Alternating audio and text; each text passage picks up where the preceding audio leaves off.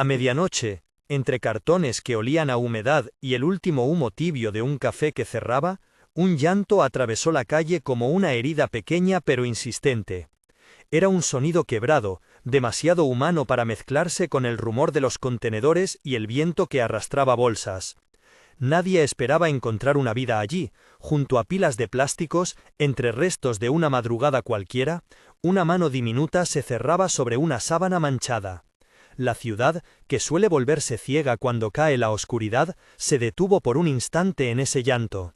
Sofía caminaba por la acera con las manos metidas en el abrigo, la cabeza baja, los pies ya cansados de otra noche de trabajo. Limpiaba escaparates y pasillos de madrugada, recogía lo que la gente dejaba sin mirar para poder llegar a fin de mes. Al principio creyó que había encontrado un saco, algo abandonado más en la ronda de la madrugada. Se inclinó y la escena la desarmó. El olor a pañales, el calor pequeño que todavía quedaba en ese cuerpo, los ojos recién abiertos buscando cualquier rostro que no fuera la oscuridad. Sofía dejó caer el escobillón. El mundo se hizo solo el latido de aquel pequeño. Lo envolvió en su pañuelo, le acercó el pecho sin pensar demasiado en el qué dirán ni en las consecuencias. Con la mano libre, buscó una manta vieja en el maletero de su bicicleta, la misma manta con la que abrigaba a su sobrino cuando era pequeño, y la arropó con delicadeza como si supiera que los gestos, incluso los más pobres, pueden ser una oración. El llanto cedió. El olor a pan tostado de la panadería de la esquina, aún abierta, se mezcló con el perfume del recién nacido y con la respiración de Sofía, que se quedó allí, inmóvil, escuchando cómo se acomodaba la vida en su regazo. Alguien pasó con el teléfono encendido. La imagen que captó fue sencilla, una mujer de mirada cansada, con las manos curtidas por el trabajo, sosteniendo a un bebé en una sábana raída. Sin saberlo, esa foto sería la chispa que encendería la ciudad. «Lo encontré llorando», dijo Sofía a la enfermera que llegó primero, a la policía que olfateó la mañana y a la voluntaria del centro social que no dejó de llorar cuando vio al niño. No afirmó más, porque las palabras sobran ante lo que exige cuidado inmediato. No pidió agradecimientos ni declaraciones, solo pidió un lugar del hospital donde dejar que un especialista confirmara que aquel peso caliente tenía esperanza. La imagen se viralizó con una velocidad que asustó a Sofía.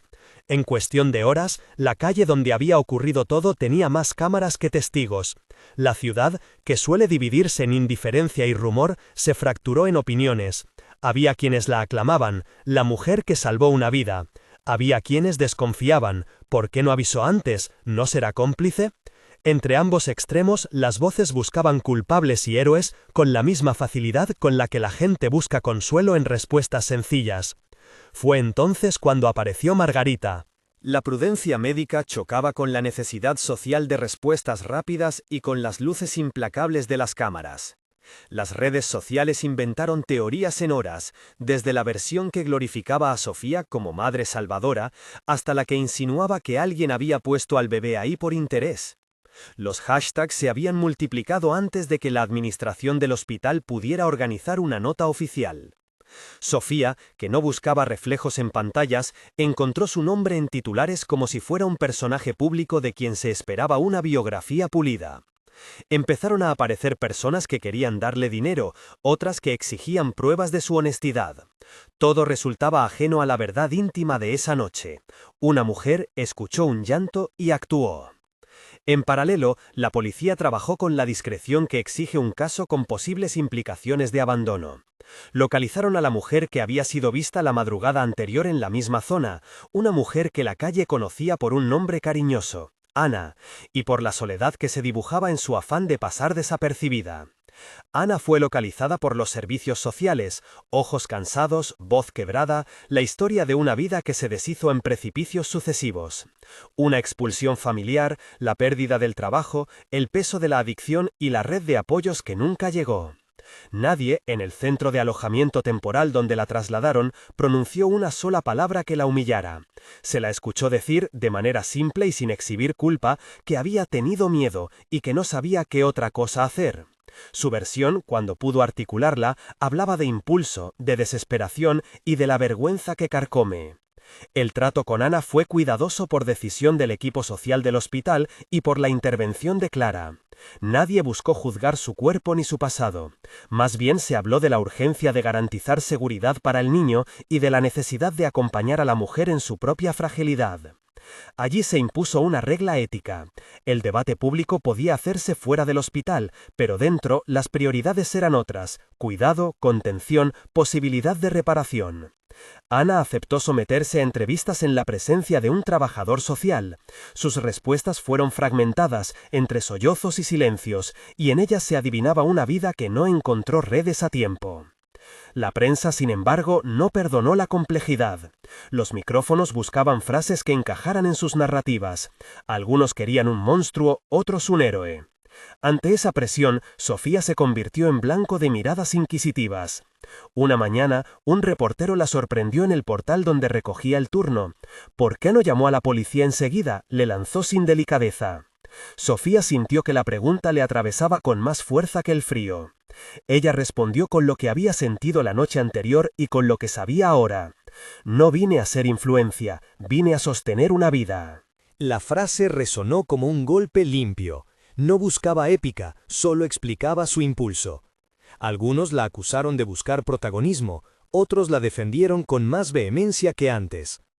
En el hospital, mientras la ciudad debatía, la rutina del cuidado continuó. Hubo noches de balanza delicada.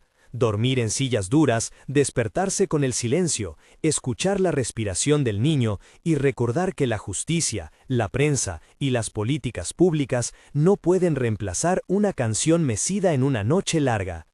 Clara le enseñó a Sofía a mecer al bebé con una canción que ella misma recitaba cuando eran las 3 de la mañana y no quedaba otra compañía que la taza de café frío. Margarita le llevó una mecedora plegable que había guardado años atrás para cuando alguien la necesitara. Esa mecedora se volvió un símbolo sencillo. En ella se dieron los primeros desvelos, las primeras dudas y las voces que, poco a poco, fueron tejiendo confianza. Mientras tanto, los servicios sociales abrieron expediente. La palabra custodia empezó a circular como una posibilidad, pero primero vinieron las formalidades: identificación, vacunación, pruebas de salud y la petición de pruebas genéticas para establecer filiación con la madre en caso de que algún derecho biológico tuviera que ser reconocido para una solución justa. Nadie habló de sentencia aún. Se trataba de medidas provisionales, dijeron. La prudencia legal requería tiempo para no cometer injusticias. En algún salón de la administración local, Diego Castellanos buscó capital político y gestos concretos al mismo tiempo. Propuso crear una campaña de apoyo para madres vulnerables, anunciar ayuda económica y presionar para que el caso no se quedara en la anécdota. Su intervención polarizó. Algunos vieron en su oferta la posibilidad real de proyectos que podrían cambiar vidas. Otros sospecharon que se trataba de un escaparate para la beneficencia con firma. Valeria, desde su columna, analizó esa oferta con desdén calculado. La ciudad se debatía entre la acción y la candid camera, entre la empatía y la instrumentalización. En aquel clima, Clara y Margarita se convirtieron en el cordón que mantenía el foco en el niño. No querían que las discusiones públicas contaminaran el cuidado. Había detalles pequeños que los grandes titulares nunca registraron. La manera en que el bebé agitaba los dedos cuando escuchaba voces suaves, el olor tenue de la crema que Clara usaba para evitar irritaciones, la manera en que Margarita cosía a mano un gorrito sin una aguja profesional, solo con paciencia y ternura.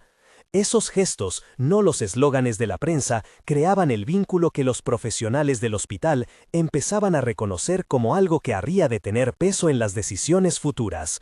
En la comunidad surgieron voces que pedían protección para Sofía y para quienes cuidaban. Vecinos de la zona ofrecieron sus recursos pequeños: ropa de bebé, un colchón para cuando alguien tuviera que pasar la noche, disposición para acompañar a Ana en su tratamiento. Así nació una red improvisada que, sin querer, comenzaba a transformar la narrativa, de espectáculo a responsabilidad compartida. En las esquinas donde antes se murmuraba sin compromiso, ahora había nombres que se pronunciaban con afecto y con voluntad de sostener. Javier Torres, mencionado en los expedientes como posible padre biológico por indicios que emergieron en la investigación preliminar, fue localizado a través de llamadas y testimonios. Su historia no fue simple, había pasado por relaciones rotas y decisiones que ahora lo situaba en el centro de una responsabilidad que evitó durante años. Cuando la policía lo citó para declarar, su resistencia inicial dio paso a una mezcla de indignación y resignación. No era, por supuesto, el villano de una película, era un hombre con ambivalencias, con miedos y con la oportunidad, quizás tardía, de asumir un papel en algo que no puede ignorarse. El tribunal, ante la avalancha mediática y la necesidad de proteger al niño, programó una audiencia preliminar para decidir medidas cautelares. No era una sentencia definitiva sobre la custodia, advirtieron los jueces. Era una decisión orientada a garantizar la seguridad y el bienestar del recién nacido mientras se avanzaba en la investigación. El término provisional apareció en los documentos oficiales como una palabra que tranquilizaba a los que buscan certezas y que dejaba abiertas otras posibles rutas de decisión. Sofía supo, por intermedio de Clara, que no era ilegal que permaneciera temporalmente junto al niño, siempre que se garantizara el marco de protección que el hospital y los servicios sociales exigían. La ciudad siguió con su curiosidad feroz cuando supo la fecha de la audiencia. Los noticieros prepararon bloques especiales, las redes multiplicaron análisis, se instalaron mesas de opinión donde se discutía sobre la maternidad de elección y la responsabilidad social. Algunos colectivos feministas aprovecharon la ocasión para exigir políticas públicas que sostuvieran a las mujeres en situación de vulnerabilidad. Otras voces exigían mayor rigurosidad en los protocolos de abandono infantil. Las discusiones, intensas y a veces cruzadas, mostraban que aquel caso tocaba más que un rescate puntual. Exponía fallos sistémicos y llamaba a la ciudad a mirarse al espejo. Sofía se convirtió en la representación inocente de un gesto que, por sencillo, desbordó los límites de lo privado. No quiso entrevistas. Aceptó, sin embargo, que Clara hablara en su nombre para explicar la verdad más simple, que había ocurrido un acto de compasión. Para ella, la prioridad no era el debate público, era la cara caliente del bebé contra su pecho cuando el hospital permitía que se le acercara. La ciudad siguió con su curiosidad feroz cuando supo la fecha de la audiencia. Los noticieros prepararon bloques especiales, las redes multiplicaron análisis, se instalaron mesas de opinión donde se discutía sobre la maternidad de elección y la responsabilidad social. Algunos colectivos feministas aprovecharon la ocasión para exigir políticas públicas que sostuvieran a las mujeres en situación de vulnerabilidad. Otras voces exigían mayor rigurosidad en los protocolos de abandono infantil. Las discusiones, intensas y a veces cruzadas, mostraban que aquel caso tocaba más que un rescate puntual. Exponía fallos sistémicos y llamaba a la ciudad a mirarse al espejo. Sofía se convirtió en la representación inocente de un gesto que, por sencillo, desbordó los límites de lo privado. No quiso entrevistas. Aceptó, sin embargo, que Clara hablara en su nombre para explicar la verdad más simple, que había ocurrido un acto de compasión. Para ella, la prioridad no era el debate público, era la cara caliente del bebé contra su pecho cuando el hospital permitía que se le acercara. Y así, mientras fuera se discutía, dentro seguía la canción de la mecedora, las noches en vela y la repetida rutina de cambiar pañales, de poner pequeñas melodías y de contar las horas en que una ciudad observa y también olvida. La mañana previa a la audiencia, un sobre llegó al despacho de los servicios sociales. Era una petición formal para acelerar las pruebas de filiación y presentar un informe que ayudara al juez a decidir las medidas provisionales. En el sobre, además del papeleo, había cartas de vecinos ofreciendo apoyo, la firma de Margarita y la nota de Clara detallando los cuidados y la respuesta del niño a la contención. En ese documento, la mecedora figuraba como símbolo de la prioridad práctica, no solo la foto viral, sino la constancia del cuidado. Esa tarde, en la habitación donde Sofía aún se sentaba a mecer, el bebé dormía como si el mundo fuera simplemente una cuna. Sofía miró su mano y recordó la noche inicial. En el reflejo de la ventana, las luces lejanas de la ciudad parecían pequeñas constelaciones que no lograban iluminar todas las grietas. Se tocó el labio con la uña, un gesto automático de quien piensa en lo que vendrá. Sabía que la audiencia pondría bajo lupa su vida, sus intenciones, su capacidad para cuidar. Sabía también que la presencia de Diego y de Valeria, la intervención de personas públicas y la presión mediática podían torcer los hechos hacia narrativas que no buscaban la protección del niño, sino su propio rédito. La noche se cerró con una última ronda de cuidados. Clara administró las recomendaciones básicas, Margarita cosió un remiendo en la manta y Sofía dejó al niño en la mecedora, no para alejarse, sino para verle dormir y recordar las manos que lo sostienen. Antes de irse, tomó la sábana que lo envolvía y la dobló con la misma exactitud con la que años atrás doblaba las mantas del hogar de su abuela. La manta quedaría en la cuna, un testigo silencioso de la temprana historia.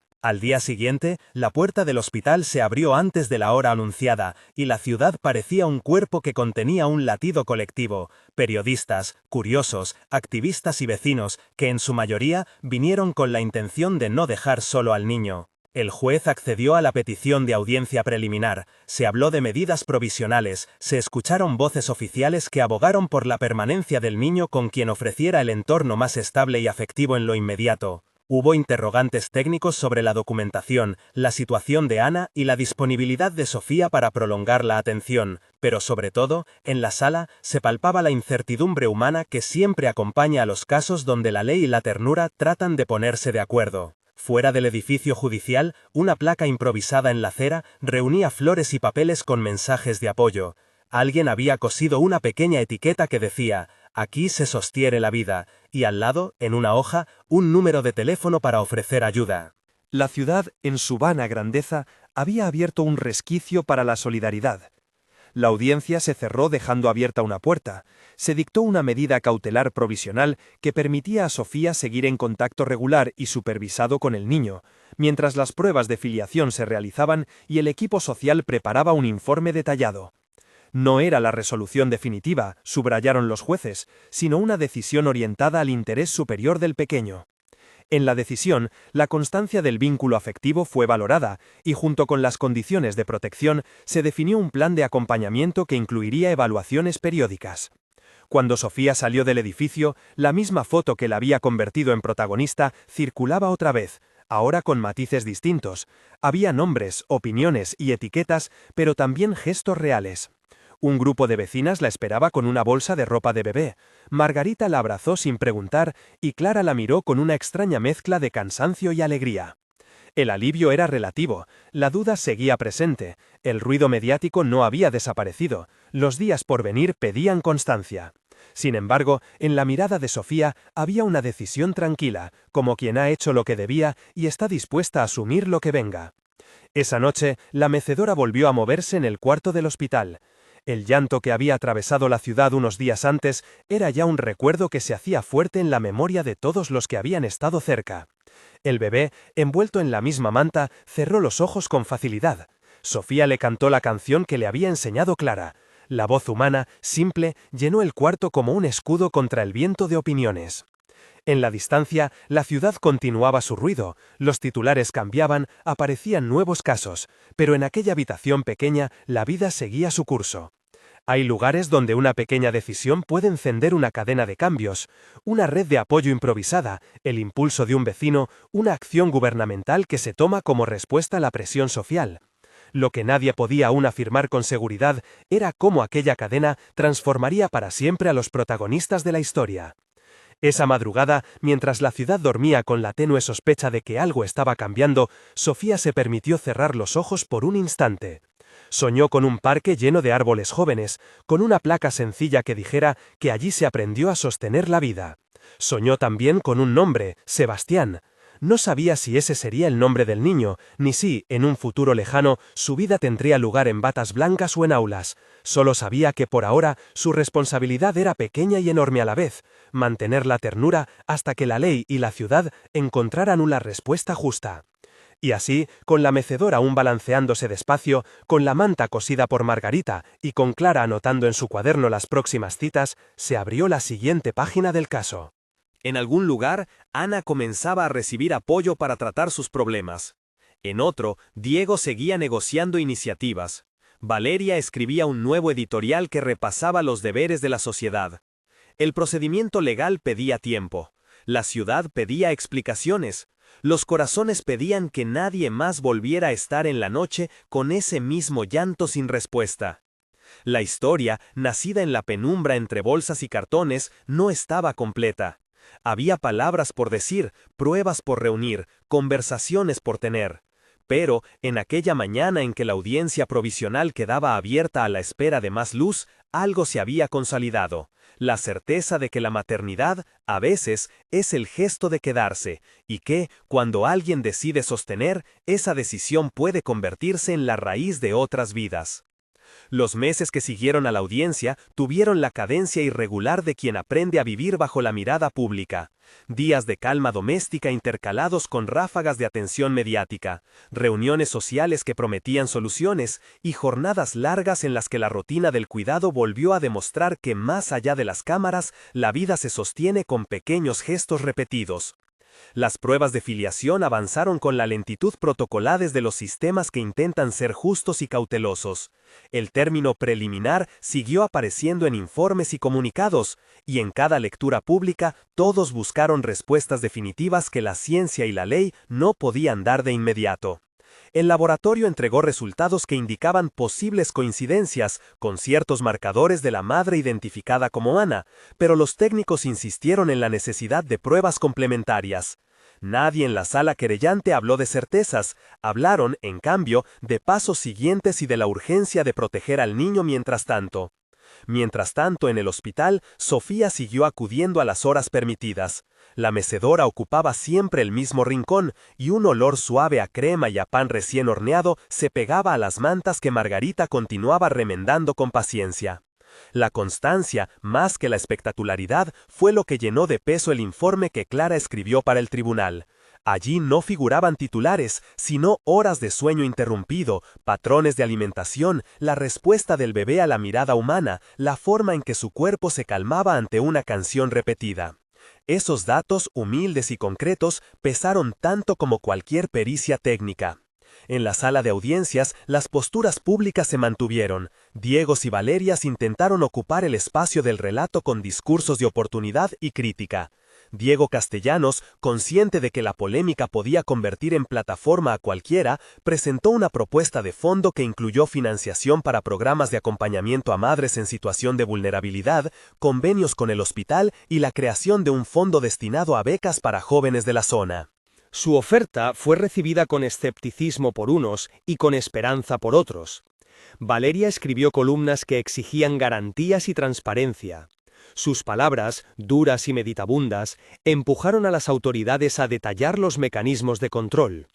Hubo quien pensó que la ciudad necesitaba precisamente esa presión, la mezcla incómoda de interés privado y escrutinio público que al menos forzaría acuerdos tangibles. El doctor Julián Martínez, que había apostado inicialmente por la prudencia mediática, se vio obligado a tomar posiciones más públicas. No por deseo de protagonismo, sino por la responsabilidad que su cargo implicaba. En una comparecencia, explicó que el criterio médico, combinado con los informes sociales, recomendaba mantener la atención próxima, priorizando el bienestar del niño. Sus palabras, medidas, incomodaron a quienes querían resultados rápidos. A otros les pareció un gesto de profesionalidad que recordaba que la medicina, en estos casos, no busca titulares, sino certezas parciales que permitan decisiones humanas. Hubo un momento de tensión cuando Fernando Rivas, hombre de gestión conocido por su habilidad para mover contratos y personas, intentó capitalizar el caso proponiendo la creación de un centro de acogida gestionado por su empresa. El gesto floreció de inmediato en rumores sobre privatizaciones encubiertas. La comunidad reaccionó, las asociaciones del barrio pidieron transparencia y que ningún proyecto se hiciera sin consultar a quienes viven la vulnerabilidad cada día. La presión ciudadana obligó a que todo acuerdo se negociara en público y con participación de los servicios sociales y de representantes vecinales.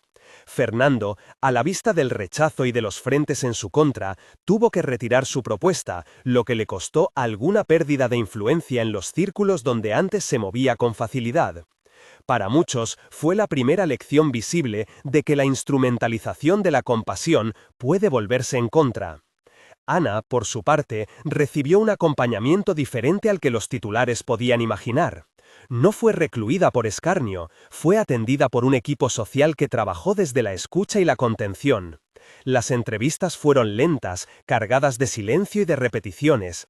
En ellas aparecían fragmentos de una vida que se había ido deshaciendo, la pérdida del empleo, el rechazo familiar, la dependencia que había tomado el lugar de las redes de apoyo. Nunca se intentó convertir su historia en espectáculo. Hubo, sin embargo, el reconocimiento de que ella también necesitaba sostén, tratamiento y, sobre todo, oportunidades para rehacer su vida si así lo deseaba.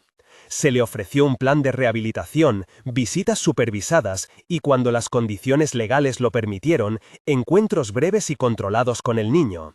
Nadie prometió milagros, lo que sí se construyó fue un trayecto que, con errores y avances, permitiera un futuro menos quebradizo. Ana, por su parte, recibió un acompañamiento diferente al que los titulares podían imaginar.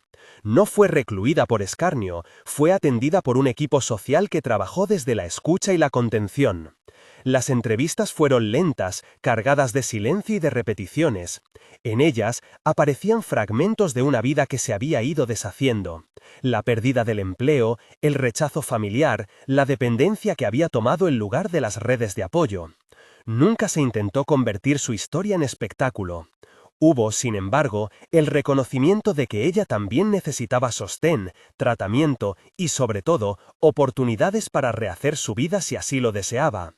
Se le ofreció un plan de rehabilitación, visitas supervisadas y, cuando las condiciones legales lo permitieron, encuentros breves y controlados con el niño. Nadie prometió milagros, lo que sí se construyó fue un trayecto que, con errores y avances, permitiera un futuro menos quebradizo. La decisión judicial que siguió a la fase de pruebas estableció una custodia provisional que priorizaba la cercanía afectiva con controles periódicos y un plan de acompañamiento para Ana. La resolución fue recibida con reacciones dispares. Hubo quien la consideró prudente y otras que la encontraban laxa. Para Sofía fue un alivio saber que, mientras se seguía investigando, no le apartaban del cuidado del niño, sino que garantizaban que su vínculo sería valorado. Para Clara y Margarita supuso un reconocimiento tácito. Lo cotidiano tiene peso. Para Ana representó la posibilidad de recomponer vínculos sin precipitar decisiones que pudieran dañarla a ella o al niño. En los meses siguientes, la ciudad fue incorporando respuestas prácticas fruto del impacto que el caso había provocado. Un grupo de organizaciones locales, con la mediación del ayuntamiento y la financiación parcial de la campaña propuesta por Diego, aunque con mayor participación pública de lo inicialmente acordado, desplegó programas de acompañamiento a madres en situación de vulnerabilidad, espacios de cuidado infantil, talleres de formación laboral, grupos de apoyo para la gestión de adicciones y programas de inserción social. Margarita fue contratada como coordinadora comunitaria en un pequeño centro abierto en el barrio. Su autoridad, forjada en años de costuras y cafés, resultó inapelable. Clara, por su parte, participó en la formación de equipos de primera acogida en los hospitales de la región, transmitiendo aquello que no aparece en los expedientes, la ternura profesional y la escucha sin prejuicios. Hubo también una decisión simbólica que nació de un encuentro entre vecinos: plantar un conjunto de árboles en un parque cercano y colocar allí una placa que recordara el gesto que había iniciado todo. No fueron palabras grandilocuentes las que se tallaron en la placa, sino una frase sencilla y colectiva: aquí aprendimos a sostener la vida. La ceremonia de plantación fue modesta pero emotiva. Vecinos con palas, madres con carritos de bebé, representantes de las organizaciones, Ana acompañada por trabajadores sociales que velaban por su seguridad y por su proceso.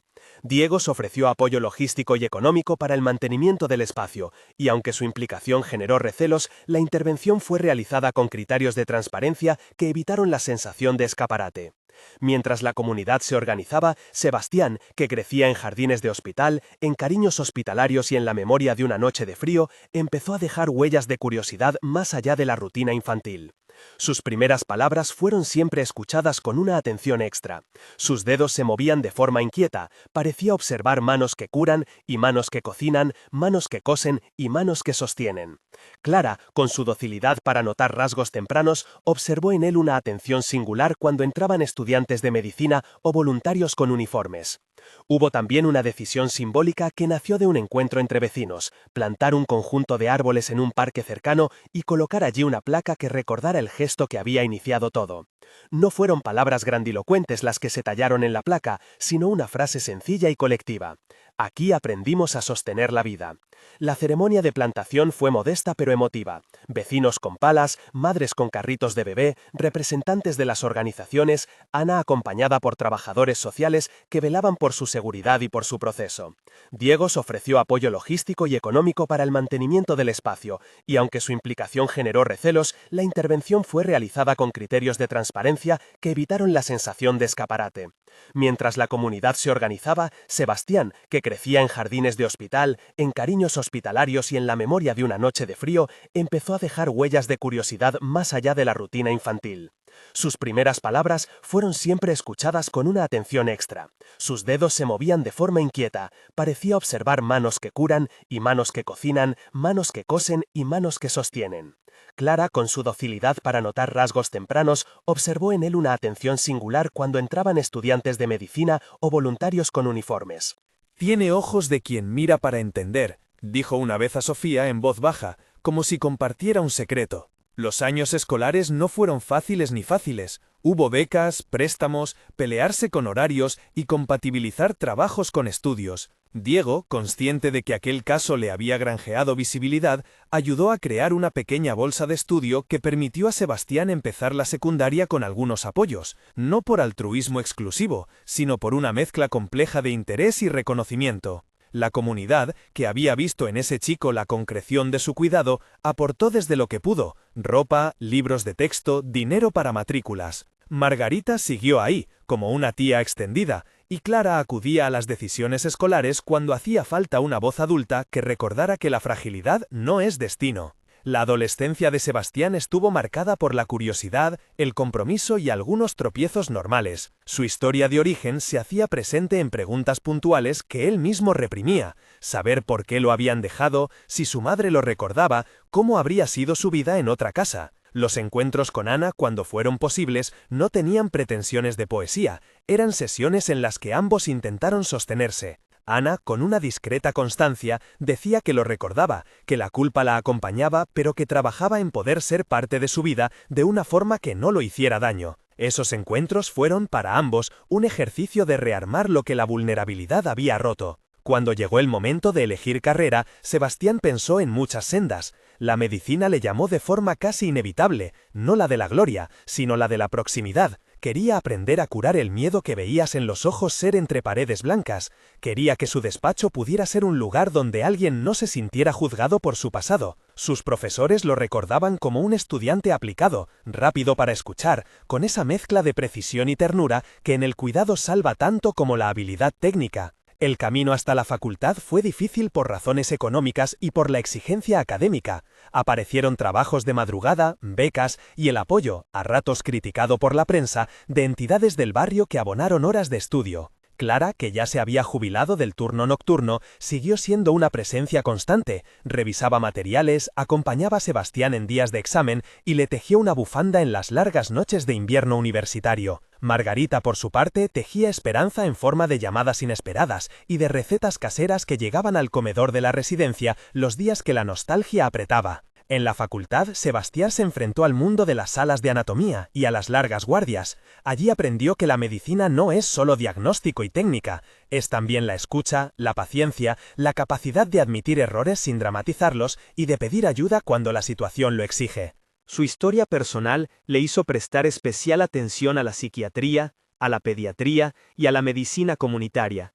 Quería sobre todo trabajar en la intersección de salud y vulnerabilidad, donde la realidad de la ciudad muestra que muchas enfermedades tienen raíces en la pobreza, en la exclusión y en la soledad. El doctor Julián Martínez, que observó en el joven a un paciente de la ciudad y a un posible colega, intentó ayudar con una recomendación para prácticas hospitalarias. Su ambivalencia, que había sido cuestionada en los primeros meses del caso, se fue transformando en una especie de mentoría tímida. Recordaba sus propias dudas éticas y quiso acompañar a alguien cuya historia le obligaba a mirar más allá de los expedientes.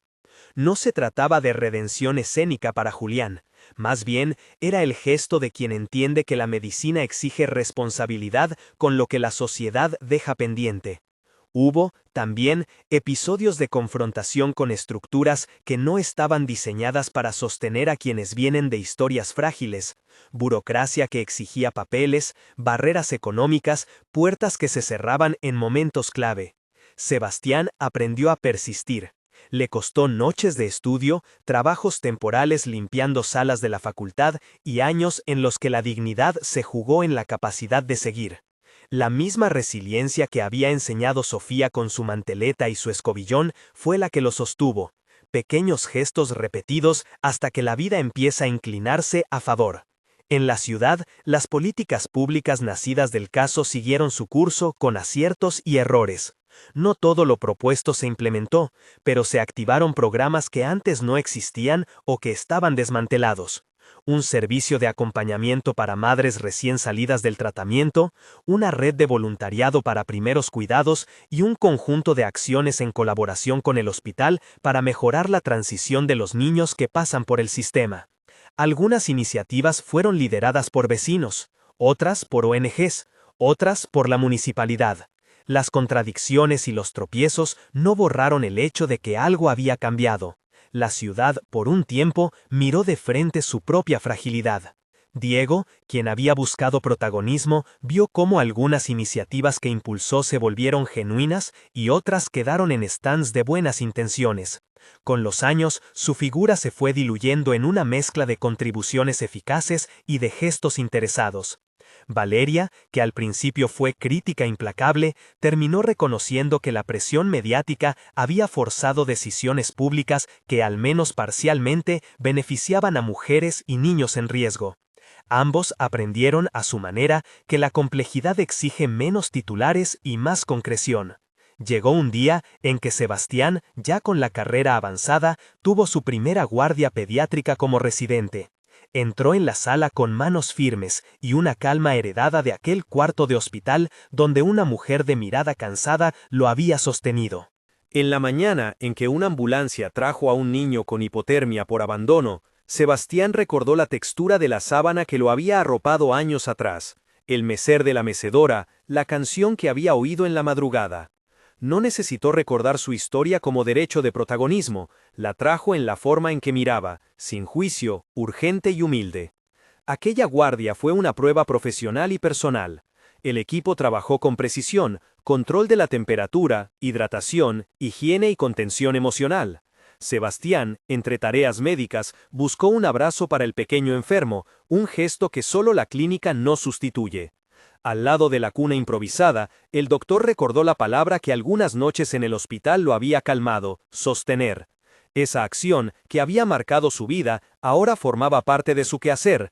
No fue heroico, fue lo cotidiano convertido en profesionalismo. Años después, ya como médico consolidado, volvió al barrio para trabajar en un centro de salud comunitario, impulsado por las políticas nacidas a raíz de su propio caso. No fue una llegada grandilocuente, se presentó con ficha, con dedicación y con ganas de atender a quienes vivían en los bordes. Sus manos ya sabían curar heridas físicas, y su corazón, formateado por la experiencia de ser cuidado, sabía cómo hablar con una madre que había vuelto a la consulta con miedo de no estar a la altura. Su presencia fue, para muchos, la culminación de una cadena de cuidados que no era meramente individual sino comunitaria. El reencuentro con Sofía llegó en una tarde templada de primavera. Ella seguía en su barrio, con menos turnos nocturnos y más calma en la mirada que había perdido por aquellas temporadas. Margarita había logrado estabilizar el programa local de apoyo, y Clara, aunque ya de baja laboral, acudió a la inauguración del servicio de pediatría comunitaria. Se encontraron en el parque donde se habían plantado los árboles años atrás. La placa relucía junto a la sombra de los troncos que, ya crecidos, ofrecían abrigo. Sebastián apareció con la bata blanca, pero sin estridencias. Llevaba en el bolsillo la misma humildad con la que Sofía lo había sostenido. La abrazó con la familiaridad de quien conoce a alguien que le dio vida en formas distintas, no de sangre, sino de acción. No hubo discursos, hubo un gesto sencillo: extender la mano, tomarla de ella y decir con la voz templada: gracias por quedarte. Sofía, que había envejecido con la dignidad de quien ha trabajado y de quien ha cuidado sin buscar premio, sonrió con la firmeza de quien sabe que su gesto fue suficiente. En la inauguración del centro, Sebastián dirigió unas palabras breves. Habló de la importancia del cuidado continuo, de la necesidad de políticas que sostengan, de la urgencia de generar espacios donde ninguna madre se sienta obligada a desaparecer para evitar el juicio. Dedicó, con la voz clara, el servicio a quienes en las noches más duras tomaron la decisión de sostener una vida. Ni exageró ni dramatizó. Habló desde la experiencia de quien ha pasado por todos los lados del proceso. El que recibe, el que ayuda y el que decide estudiar para transformar esa experiencia en herramienta. El parque, esa tarde, fue testigo de manos que se encontraron para cerrar una grieta. Ana, presente con la supervisión que marcaba su proceso, se acercó a mirar los árboles que habían crecido. No se obligaron a actos de reconciliación grandiosos, en su lugar, se permitieron miradas que guardaban memoria y, tal vez, un principio de reparación. No todo volvió a ser como antes, la historia no se borró, pero hubo, en ese gesto público de plantar y sostener, una promesa renovada: la ciudad debía hacerse cargo de sus vulnerables y de quienes los cuidan. El tiempo continuó su curso. Sebastián siguió trabajando en medicina comunitaria y en pediatría preventiva. Sus manos salvaron vidas, muchas veces su trabajo fue la gestión de lo cotidiano: vacunas, charlas a madres, control de crecimiento, acompañamiento emocional. Un día, en una emergencia, la decisión técnica que tomó junto a su equipo evitó que un niño con falla respiratoria necesitara un traslado prolongado. No fue una hazaña que pidiera titulares, fue un ejercicio profesional que devolvió un hogar a la calma. En la sala de espera, una madre le buscó la mirada y le dijo con voz entrecortada: «Gracias por estar». Sebastián simplemente respondió con la dignidad aprendida: «Estamos para eso». El gesto más visible de su carrera llegó cuando se instituyó en el centro una jornada anual dedicada a la protección de la infancia y la maternidad elegida, día en que se recordaba el inicio de la cadena de cuidados que comenzó con una mujer que había encontrado un llanto entre cartones. Se inauguró una pequeña placa en el interior del centro que nombraba a quienes con acciones concretas habían construido la red: Sofía, Clara, Margarita y una lista larga de vecinos y profesionales.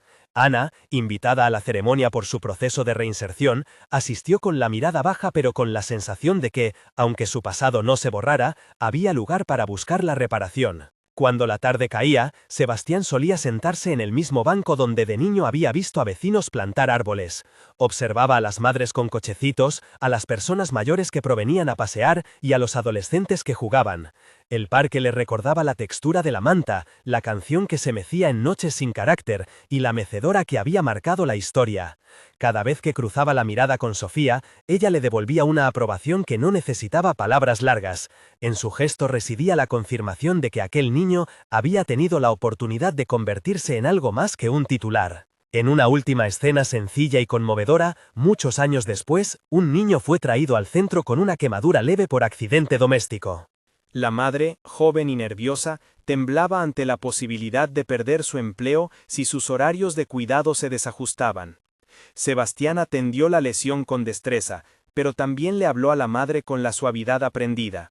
La escuchó, gestionó una receta de cuidado y le ofreció información sobre el taller de apoyo que la ONG del barrio sostenía para madres que, como ella, necesitaban red. La mujer, con la voz rota por el cansancio, le preguntó: «¿Cómo hago para no sentirme sola?». Él respondió sin grandilocuencias: «Permítete pedir ayuda. Aquí no tienes que dar explicaciones para ser cuidada». El parque seguía allí, con sus árboles medianos y la placa que, con el paso de los años, había dejado de ser novedad para convertirse en memoria cotidiana.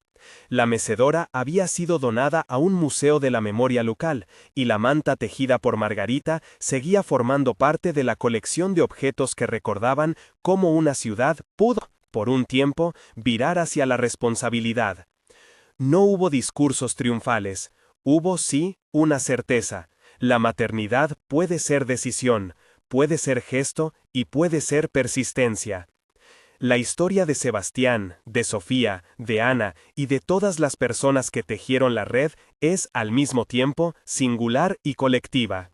muestra que un acto de compasión, tan sencillo como atender a un llanto, puede desencadenar cambios que atraviesan instituciones y corazones. No eliminó la desigualdad ni inventó soluciones permanentes, lo que hizo fue demostrar que la suma de cuidados cotidianos, políticas públicas con rostros humanos y la voluntad de vecinos y profesionales pueden transformar destinos. Si hoy caminas por ese parque y te detienes frente a la placa, podrás leer la frase que muchos firmaron: aquí aprendimos a sostener la vida. Quizá te parezca poca cosa. Para quien ha vivido noches de frío y ha conocido la soledad del abandono, esas palabras son memoria y código.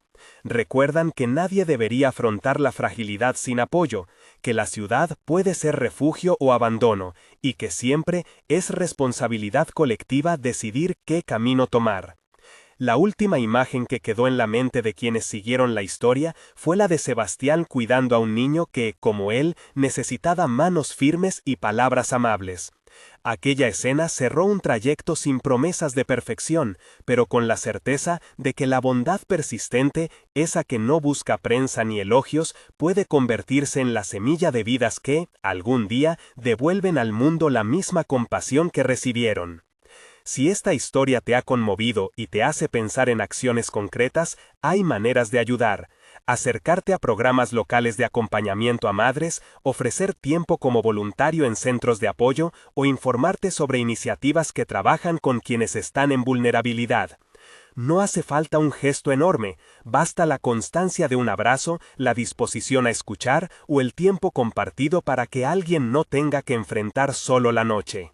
Compartir este relato con otros también es una forma de recordar que, como sociedad, podemos aprender a sostenernos.